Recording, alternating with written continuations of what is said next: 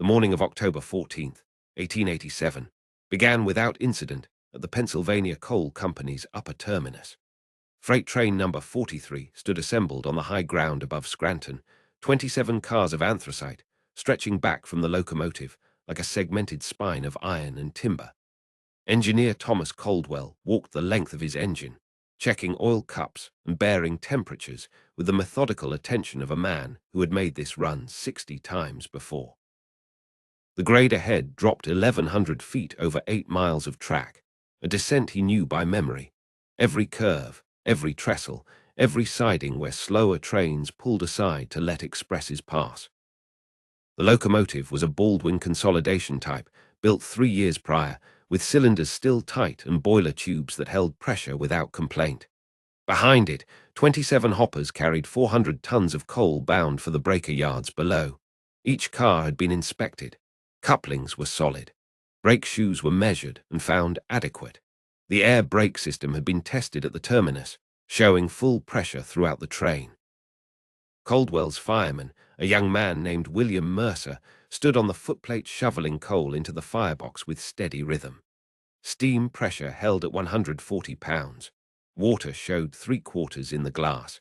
Every instrument read as it should. At 7:45, the yardmaster gave the signal.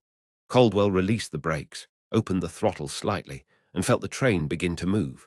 The first motion was always the heaviest, static friction braking as wheels began to turn, slack running out of couplings with a series of metallic bangs that traveled backward through the consist like falling dominoes.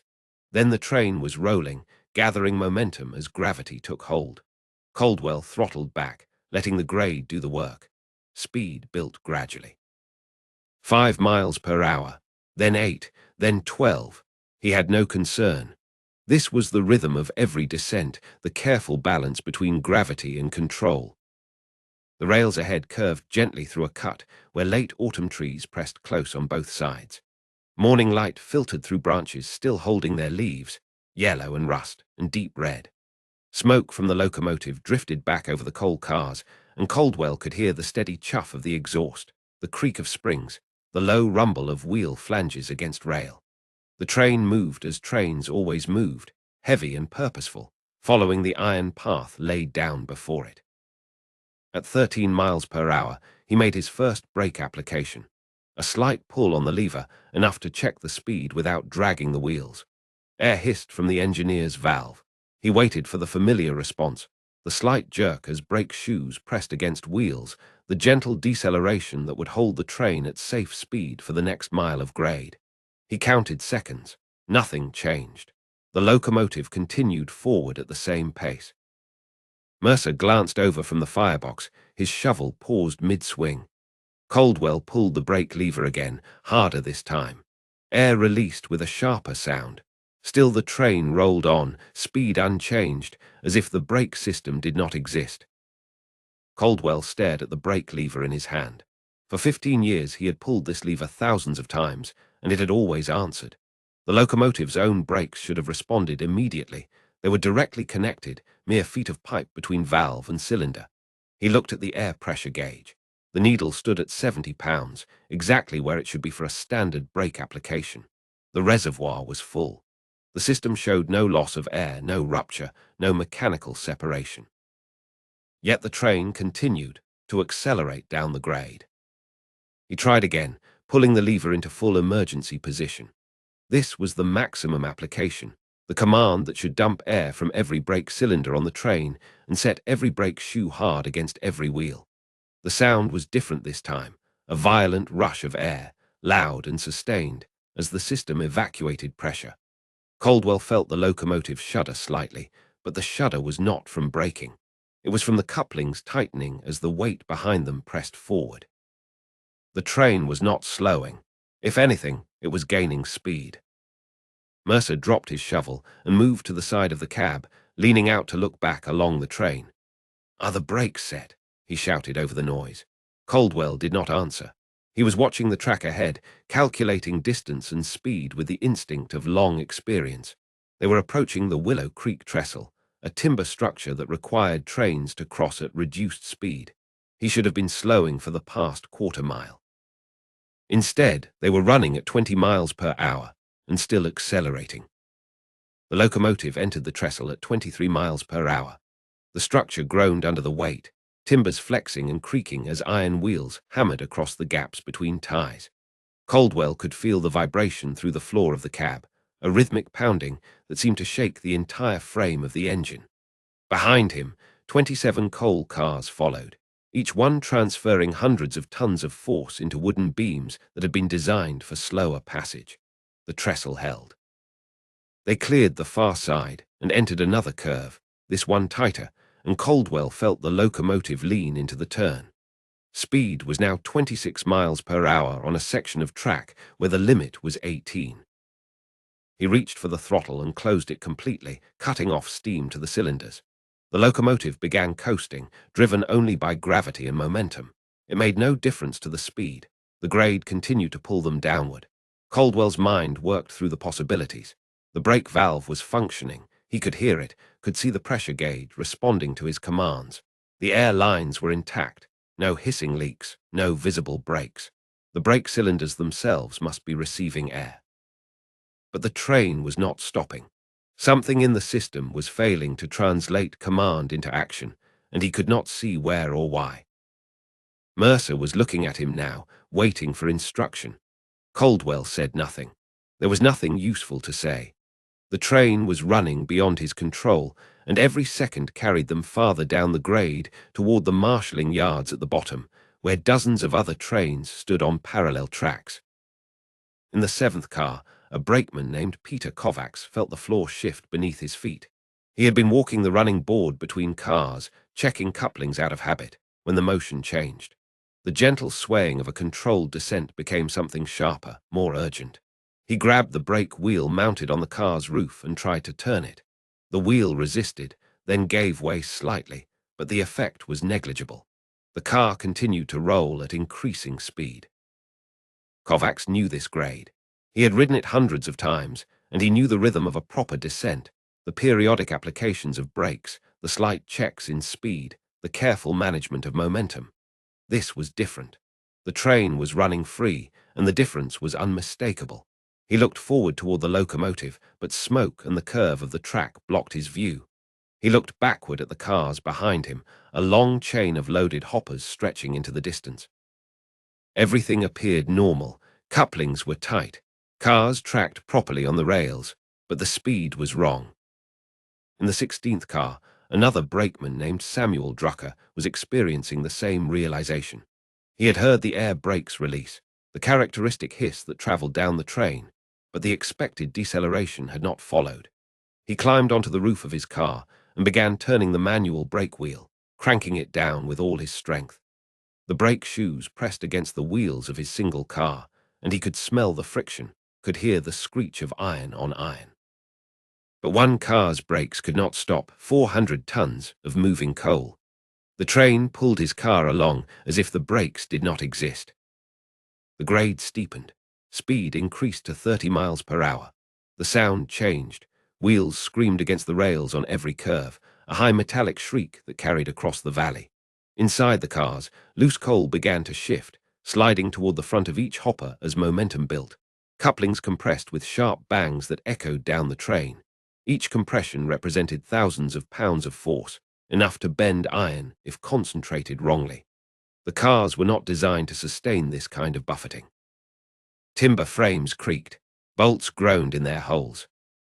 Kovacs made his way forward, moving from car to car along the narrow running boards. The wind tore at his clothing. He had to grip the handholds with both hands to keep from being thrown off. At the fifth car, he met another brakeman named Hughes coming from the opposite direction. They shouted at each other over the noise, but communication was nearly impossible. Hughes pointed forward toward the locomotive and made a gesture, brakes not working. Kovacs nodded. They both understood. Whatever was happening, it was beyond their ability to correct. The manual brakes on individual cars were useless against this weight and speed. Only the air brake system could stop the train, and the air brake system was not responding.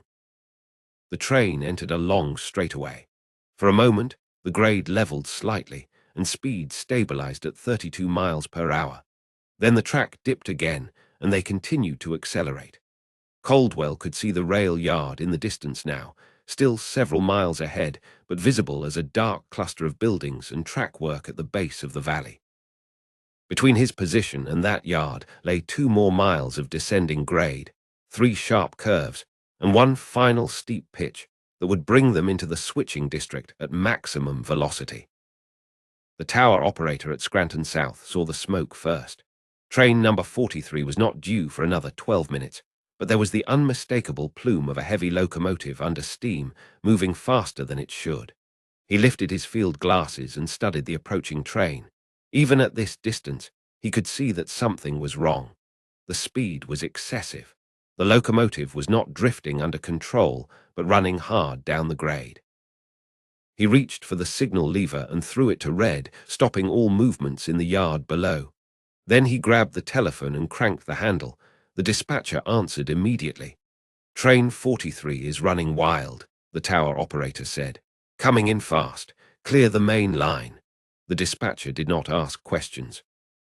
He began calling every tower and operator between the approaching train and the yard, ordering them to halt all traffic, to move switch engines off the main tracks, to get every man clear of the rails.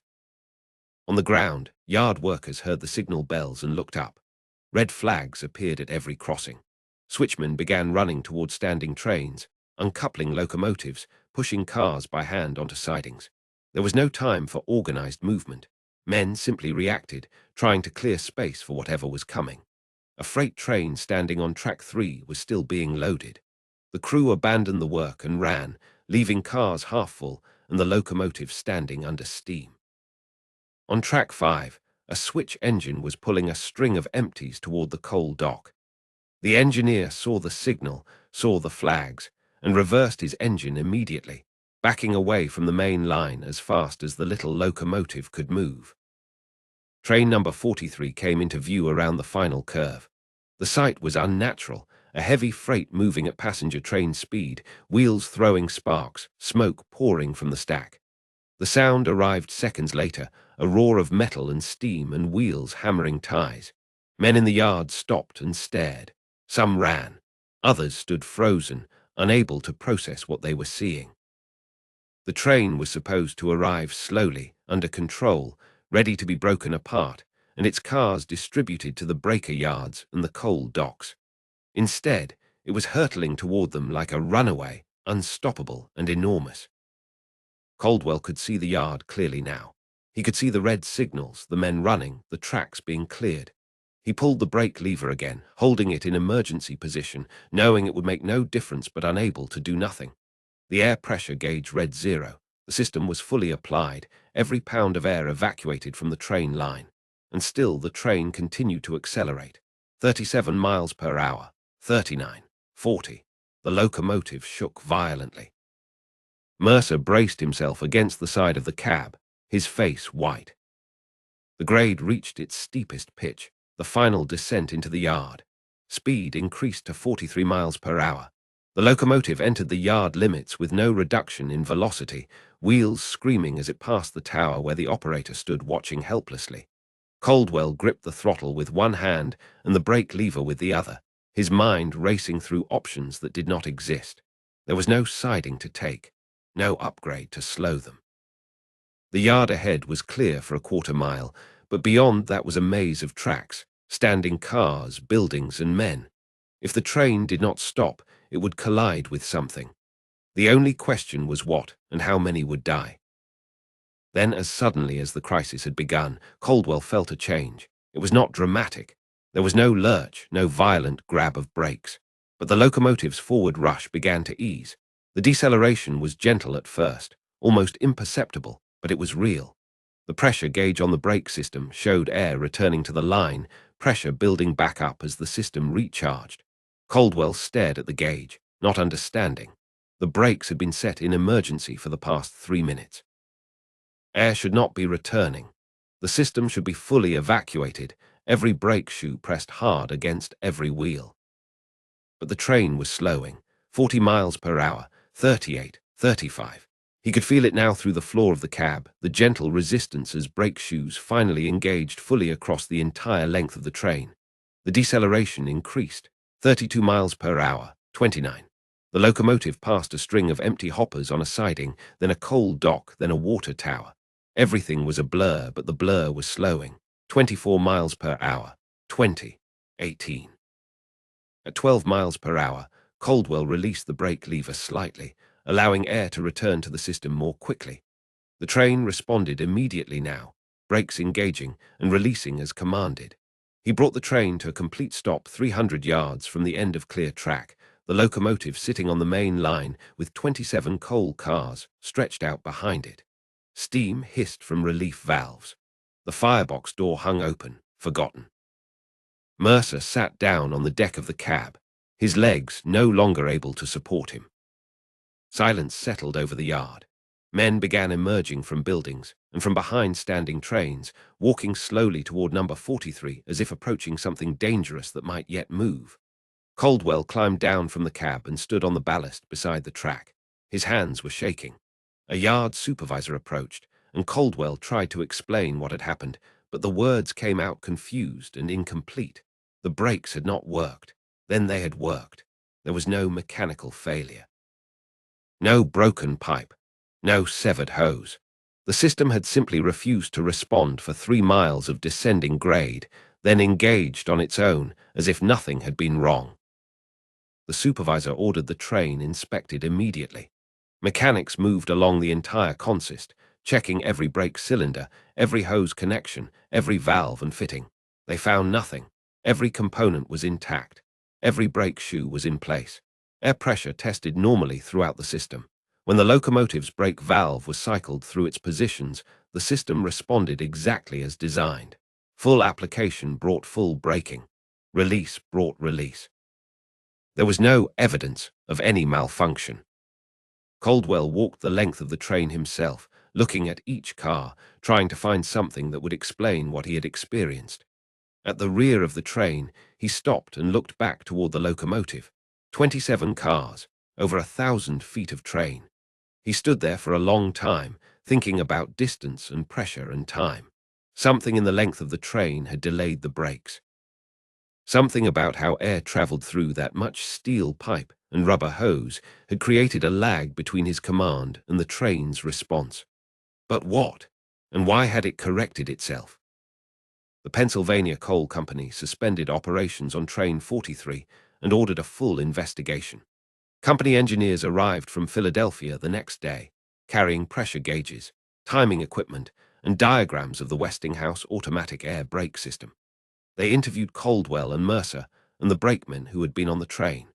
They tested the brake system repeatedly, applying and releasing the brakes dozens of times while measuring pressure at various points along the train. What they discovered was not a defect, but a characteristic of the system itself, one that became dangerous only under specific conditions. Westinghouse air brake worked by maintaining air pressure throughout a continuous pipe running the length of the train. When the engineer applied the brakes, he reduced pressure in this pipe. The reduction in pressure triggered valves on each car to apply that car's brakes. It was an elegant system, and it had revolutionized rail safety by allowing a single engineer to control the brakes on every car from the locomotive. But the system depended on air traveling through pipes, and air traveled at a finite speed. In a short train, 10 or 12 cars, the delay was negligible. Pressure dropped along the entire train almost instantly. But in a long train, the delay became significant. The engineers measured the propagation speed of pressure changes through the brake line. Air traveled at approximately 400 feet per second through the pipe under normal conditions, but the actual brake response was slower because each car's valve took time to react to the pressure change. On a 27-car train stretched over 1,000 feet, the brake application that began at the locomotive would not reach the rear cars for several seconds.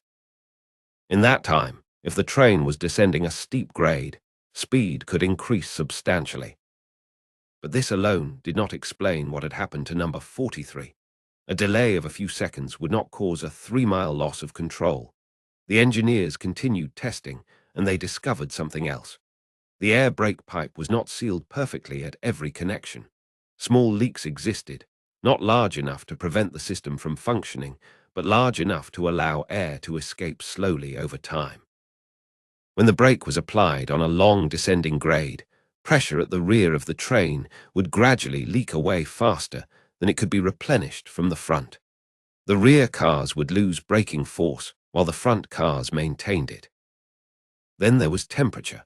The train had been standing in the cold morning air before departure. The air in the brake lines was cold. As the train descended and the brakes were applied repeatedly, the air in the lines was compressed and expanded multiple times. Compressed air cooled. Cooled air contracted. Contracted air provided less pressure. The engineers measured temperatures inside the brake lines after repeated applications and found that pressure could drop by as much as 15% simply from thermal effects. In a marginal system, one already suffering from propagation delay and small leaks, this temperature drop could be enough to render the brakes ineffective temporarily. The final piece of the puzzle emerged when engineers examined the brake lines more carefully. They disconnected sections of pipe and inspected the interiors. What they found was water, small amounts, but present throughout the system. The water came from condensation. Air always contained moisture, and when compressed air cooled, that moisture condensed into liquid water. Over time, this water accumulated in the brake lines, particularly in the low points where pipes dipped between cars. Water changed everything. It did not compress like air. When brake pressure was applied, the water had to be pushed through the system before air pressure could act on the brake cylinders. This created additional delay, seconds more for pressure changes to propagate. But worse than delay was the effect of cold. On a cold morning, water in the brake lines could cool to near freezing. Cold water became viscous, sluggish, resistant to flow. In extreme cases, it could freeze completely, blocking the brake line entirely. The engineers reconstructed what had happened to number 43. The train had been assembled early in the morning when temperatures were in the low 40s. The brake lines contained accumulated moisture from previous runs. When Caldwell made his first brake application at the top of the grade, air pressure began to drop at the locomotive, but the pressure change propagated slowly toward the rear of the train. The water in the lines slowed the propagation further. By the time pressure began to drop at the rear cars, several seconds had passed, and the train had already gained significant speed. Caldwell had then made a second application, and then a full emergency application. Each application evacuated more air from the front of the train, but the rear cars were still waiting for the pressure change to arrive. The water in the lines created a hydraulic barrier, slowing the transmission of pressure changes. Meanwhile, the train continued to accelerate down the grade. The brakes that did engage, those on the locomotive and the first few cars, were insufficient to control 400 tons of coal. The train ran wild not because the brakes were broken, but because they were delayed. Then, as the train descended, several things changed. The repeated brake applications gradually pushed water through the system. Air pressure, though reduced, eventually propagated to the rear cars. The air itself warmed slightly from compression and friction. Temperature in the brake lines rose enough to reduce viscosity of the water. And finally, after 3 miles of descent, enough brake shoes engaged across enough cars to generate sufficient friction to slow the train. The brakes had worked exactly as designed. They had simply worked slowly, too slowly for safety, on a long, heavy train descending a steep grade. The engineers prepared their report. The Westinghouse system was sound, they concluded, but it had limitations. Train length mattered, grade mattered, temperature mattered, moisture mattered. All of these factors interacted to create conditions where brake response could be dangerously delayed. The solution was not to redesign the brake system, but to limit its application. Long trains should not be operated on steep grades without additional precautions. Maximum train lengths should be established based on grade and conditions.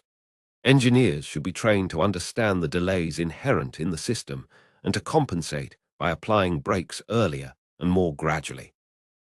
George Westinghouse himself reviewed the report from the Pennsylvania Coal Company incident. He had invented the air brake system 17 years earlier, in 1869, and had continuously refined it through practical experience and engineering analysis.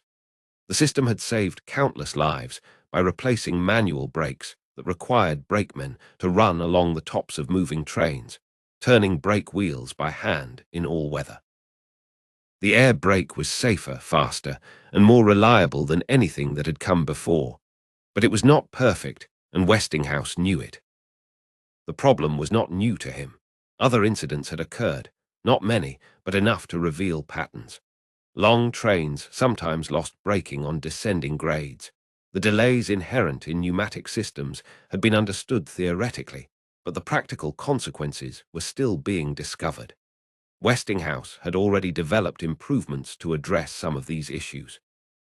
The automatic air brake, introduced in 1872, had improved response time by reversing the logic of the system. Brakes now engaged when pressure dropped, rather than when pressure increased. This made the system fail-safe. A broken brake line would cause the brakes to engage automatically rather than fail completely.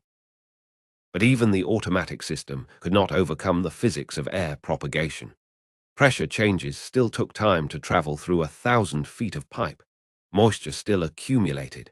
Temperature still affected pressure. The system was as good as pneumatic technology could make it, but it was still constrained by the speed of air and the properties of the medium through which it traveled. Westinghouse began designing a new generation of brake equipment with fast-acting valves, better drainage for moisture, and pressure reservoirs on each car to provide instant braking force independent of the train line pressure. The railroads, meanwhile, began implementing operational limits. The Pennsylvania Railroad established maximum train lengths for different grades. On steep descents, trains were limited to 20 cars. On moderate grades, 30 cars. On level track, any practical length. Other railroads followed similar policies. Engineer training was revised to emphasize early brake application on descending grades, with specific instructions to begin braking before speed increased rather than waiting until the desired speed was exceeded.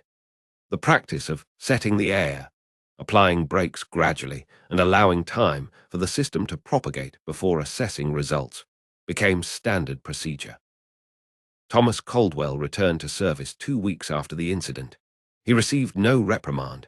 The investigation had concluded that he had operated correctly given the limitations of the equipment and his understanding of the system. But he ran trains differently afterward. On descending grades, he applied brakes earlier and watched for the response before adding throttle. He learned to feel the subtle feedback of the system, the slight delay, the gradual engagement, the way a long train responded differently than a short one. He learned that stopping power was not instant, and that physics did not hurry for any engineer's schedule or comfort. The incident passed into railroad history as one of many close calls that drove improvements in safety and procedure. No one had died. No property had been destroyed. But men who had been there remembered the sound of the wheels screaming on the rails, the sight of the yard rushing toward them, the helpless seconds when controls did not respond, and the train ran wild according to laws older than any machine: gravity, inertia, momentum. They remembered, and they taught younger engineers about the day a train would not stop, and how understanding why had required looking beyond mechanical failure to the invisible behavior of air under pressure, moving slowly through steel. The evolution of railroad braking did not end with air.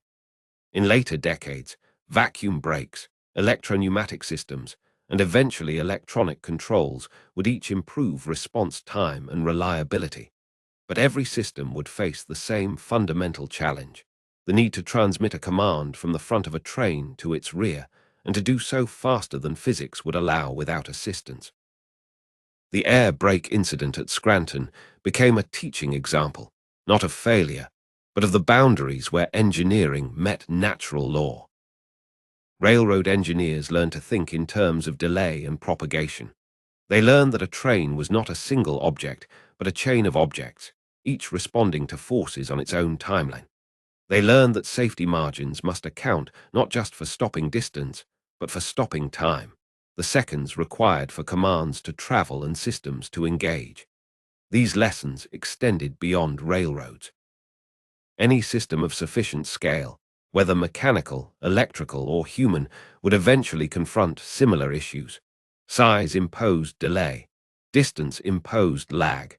No signal traveled instantly, and no system responded without latency.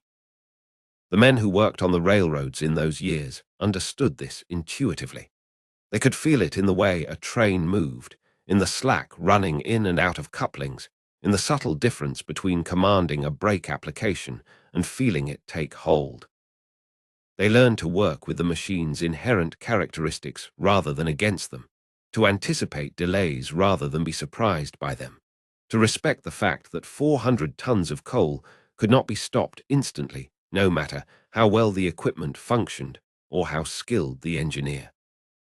In the autumn of 1887, at the base of a long grade in northeastern Pennsylvania, a freight train that should have been destroyed by its own momentum came to rest safely because the system eventually worked as designed. The delay that nearly caused catastrophe was not a malfunction, but a feature of the technology itself, one that required understanding, respect, and operational adaptation. The men who lived through that descent carried the memory for the rest of their careers, and they passed it down to the generations that followed, a reminder that the machines they operated were powerful but not instantaneous, responsive but not immediate, and that the space between command and execution could be measured in seconds that sometimes felt like hours, in distance that sometimes felt like eternity, and in the screaming of wheels against rails while gravity pulled and brakes had not yet arrived.